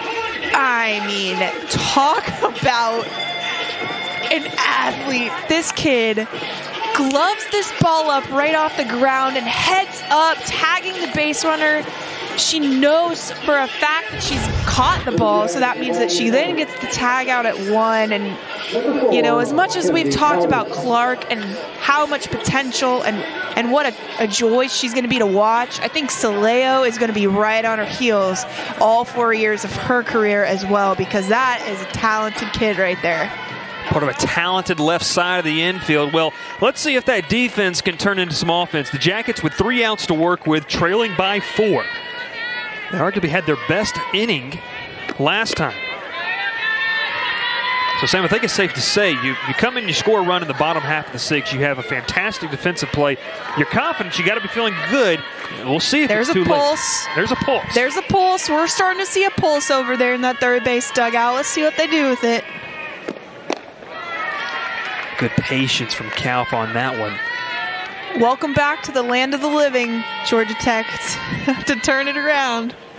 Apologies, that's Kennedy Cowden at the plate. So Cowden will get it started off. It'll be Black and then Hughes. We'll see how that shakes out if it stays the same. And they miss it. Ooh, late strike call on the outside corner, 2-1.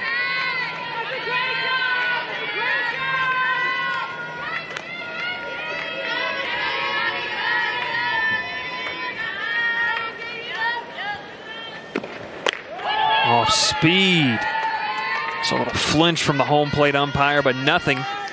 If you're Georgia Tech right now, you need base runners. So a leadoff walk here would be pivotal against a pitcher in Cagle who only has 2 walks on the evening. And that one just misses outside. Cagle with a long look in, a little toe tap. Nice at bat by Cowden there to draw the walk. Mallory Black. Especially in response to that triple play, man. That's, I mean, anyway, anyhow, and a walk will certainly do it. So here is Mallory Black.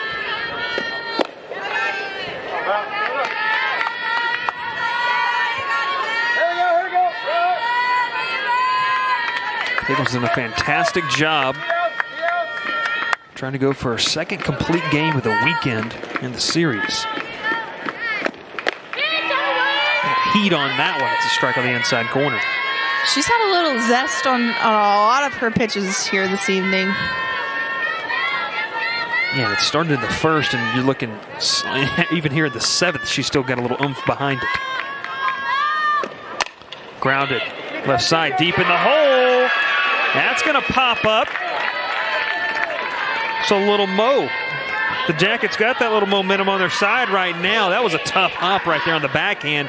And Georgia Tech's in business. I mean, I don't know, Brace. How do you come off a triple play and not have momentum? And I'll tell you what.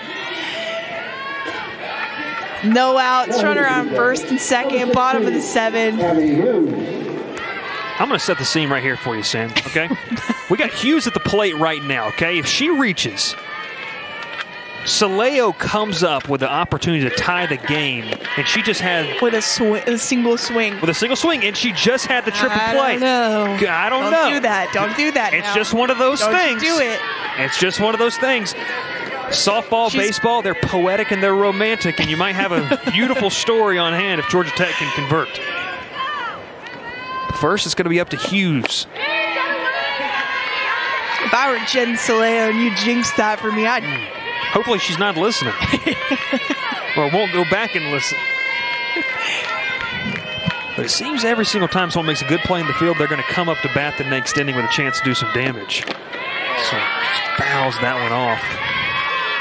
1-2 to Hughes. Not to mention now you're under the lights, right? So everything's a little bit different under the lights. Everything's a little bit different under the lights, and especially with that Atlanta skyline as your backdrop when you're up to the plate, that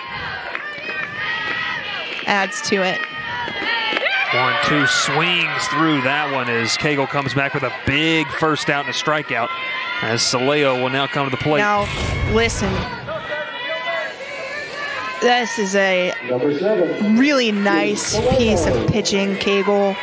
Over the plate a good bit, even for 2 strikes, and Saleo's probably glad that you didn't jinx her.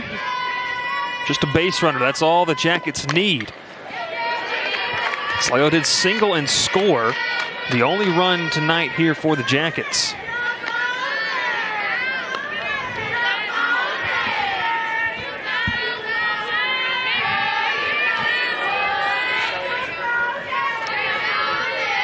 First and second, one gone. Just off the fist right there. Nothing she can do with that. Just fouled over towards the Clemson bench.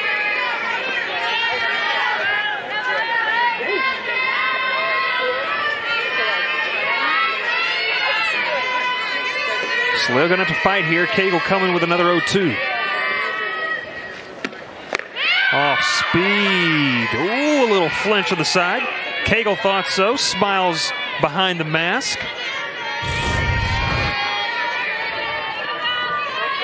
Man, that is so. I feel like we've seen that called a couple times today. A second chance for Slayo here. Off speed, had her completely off balance. Really nice pitch. Cagle even knew it too, the way she turned back around, and that's a really, really nice pitch to throw in on a lefty. Goes dives all the way to the back foot too. It's a tough pitch to get any kind of contact on. So here comes Kauf, the top of the order, exactly where the Jackets want it, trailing it by 4 with 2 on. Stay low below the knees. Very similar to the pitch that we just saw that retired Slayo.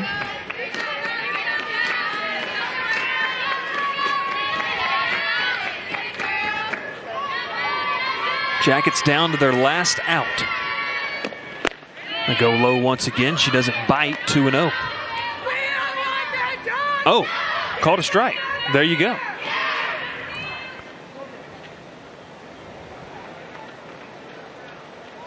Coach Morales will.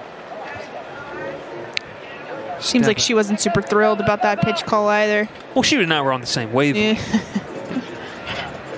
We were thinking that was a little low, but now 1-1 for Kauf. Now, Sam, this is where you want it in the lineup. Kauf is 0 for 2 today, but some would say she's due. I mean, when you hadn't got a hit, then your chances to come up, but you just feel like you got to get to the next person in the order. You got to find a way to extend the ball game right here for Kauf. Yeah, and I would say, you know, keep it simple. But when you have a hitter like Kauf up, simple isn't just that, right? It is, her version is simple. Rocket right field. And that'll bring almost a run in home. They're going to hold up, not take the chance, and that is actually a very, very smart play because now the bases are loaded and the tying run comes to plate in the form of Zeitler. Yep, and we'll see what Bailey Zeitler has up her sleeve here today. Number 2. 2 outs, bases loaded. This is why you play the game right here. It's moments like this. It's felt like all evening that Clemson has just been dominating this game, and you come down to the last out, and right here, right now, it's going to take a meeting out on the circle, as I don't blame them. This is a high-pressure situation. Yeah. The biggest situation we've seen Cagle have so far. Well, if you're Rittman, you're going to definitely call time. You're going to go talk to your pitcher. She's been lighting it up all day long. You're going to want Zeitler to sweat this out a little bit. It's the anticipation that is just as much of the mind game in this at-bat as it is the actual at-bat itself. Number 2, Bailey Zeitler. So nice little meeting. Yeah, and almost just to instill some of that confidence. Say, hey, you got us all the way here. We know you can do this. Just take a deep breath. You know, if you're Clemson, if you're Cagle, you have the benefit of a 4-run lead. So even if you give up a big hit, like, it's not the end of the game. Good patience from Zeitler on that one. They tried to go low and inside. She didn't offer. Zeitler's got some good patience. She was recruited as a second baseman, great defender. We've seen what she's done in the field. Now it's going to come up to her bat right here.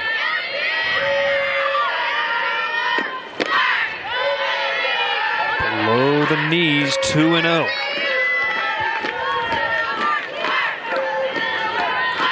Right here for Cagle. It's a big pitch coming. You don't want to go 3-0. Expect a good pitch right here. They're going inside once again. So Zeitler being patient. We talked about earlier. I think the red light is on right here for Zeitler. It's going to have to be in that perfect little box that they talk about in order for you to pull the trigger if you wanted to. But with Stanford and the big bat on deck, you don't want to take the bat out of their hand. 3-0. 4-pitch walk. So now Cameron Stanford will come up to the plate being greeted by one of her teammates, hyping her up. A big fly. I'm not even going to say it. A big fly would do some damage, but a chance to extend the ball game for Cameron Stanford. That is the name of the game right here. You are not thinking be the hero. You are thinking pass it back, right? And that is going to be the difference between whether or not you can be successful. Is if you're trying to put all that pressure on yourself to be the hero, it's too much. 5 straight balls from Cagle. You see her body language, and the frustration is just written all over her. One of the first times that we've seen signs of her, the fact that she's a freshman, honestly. Stays low once again. 7 straight, or 6 straight, I should say. And right now, if I'm Georgia Tech, I'm making her throw me a strike before I put the bat off my shoulder. Oh, yeah. But I'll tell you one thing, the crowd, the momentum is seemingly shifted. Georgia Tech now, even though their backs are against the wall, again, feeling a little bit better. There's a pulse. There is a pulse at the Mew right now. I'm sure the viewers at home are really thankful that there's a pulse in some capacity. And however this turns out, what an end to a fantastic weekend. Fun. This is fun. This is why you play the game right here, no matter what side you're on. This is fun. They do get the strike call. Not much she could have done with that one, you feel like. At the knees, so 2 balls and a strike to Stanford. Jackets down by 3. Tying run stands at first. Rope left field in the corner. It's fair. 1 run's in. Here comes a second. Stanford going to second base, and the tying run now stands at third. Oh my gosh, a phenomenal hit by Stanford. She just lights this up, torch down the left field line. Keeping it simple, passing it back. Pass it back, right? Didn't have to be the hero. Didn't overthink this. Shot up the line. She scored 2 of her teammates. Now this is a 1-run ball game. And again, this is why you play the game. Trisha Awald, who has a big fly today already, batting .452 on the season. The lefty has a chance with a base hit in the alley. This is like you say, this is why you play the game. This is why you play the game. It doesn't matter what side you're on. This is why we waited so long for softball to come back, as that pitch misses outside, 1-0. What I think is really fun about this moment is if you've been following Georgia Tech softball for a couple of years, you've seen Awald transfer into this program and have success early, but her experience is what gives her the quiet confidence to be very dangerous in this particular situation. 2 years ago, if she had been up to the plate, there would have still been a little bit of uncertainty, but there is not a person that you wouldn't want to have in the box right now. More than you want Awald up there. Ooh, just got a piece of that one. Fouled off. Big cut there from Awald. So both benches encouraging their team. A brand new ball game here in the past 5 to 10 minutes. What looked like Clemson was going to cruise to a series sweep. The Jackets threatening, showing a pulse here in the bottom half of the 7th inning. 2-1 count to Awald. Off speed. Thought about pulling the trigger on that one. It hung up. That was a hanging break ball that that's a really nice pitch by Cagle, who is frustrated. It's clear she's done so well in this game, and it's clear she's frustrated, and she still put together a really nice pitch. Here's the pitch. Left side, just foul ball. I'm telling you one thing. I'm sweating. I'm a little nervous. I'm not going to lie to you. I'm feeling unwell. Jackets trying to come back. Clemson going for the series sweep. I can't imagine how unwell, we're sitting away from the location. We're not even in-house. 2-2 pitch. Here it comes from Cagle. Fouled it once again as the veteran just continues. That wasn't even a great pitch, but she's just battling off the hands. That's what I'm saying. After the level of frustration that we saw just a few short pitches ago, and they're both just battling. I feel like I need to walk around. This is getting to be too much for me to handle. 2 balls, 2 strikes. Cagle will look in and get the sign once again. Let's see what they go with. Do they dare go off speed again? Outside, misses in a full count. With Huckabee standing in the on-deck circle, the senior would love a chance to come up and take her hacks. 2nd and 3rd, full count from Cagle. 2 gone, bottom of the 7th, the Jackets have pushed across 3. Line drive, caught! And what a catch by Gilstrap, and that ends the threat and the ball game. You couldn't have asked for a better finish to this one. You really couldn't have, and this is why you play the game, is that level of pressure and competition. What a performance we saw. What a performance we saw from Cagle on the mound. What a performance we saw from Clemson the entire day today. Nice to see a response from the Yellow Jackets, right? We've been talking about it. How can they make adjustments? We just saw it demonstrated in innings 6 and 7. Some great defensive plays, and then finally some action from the offense. And what an exciting way to close out a long weekend of softball. Both teams will take a break with conference play as they play non-conference, but a fantastic weekend all the way around and a great matchup of this doubleheader.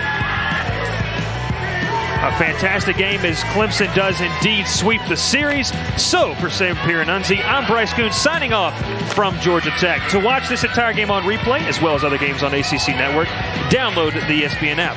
This has been a presentation of ESPN, the worldwide leader in sports. So long, everybody, from Atlanta.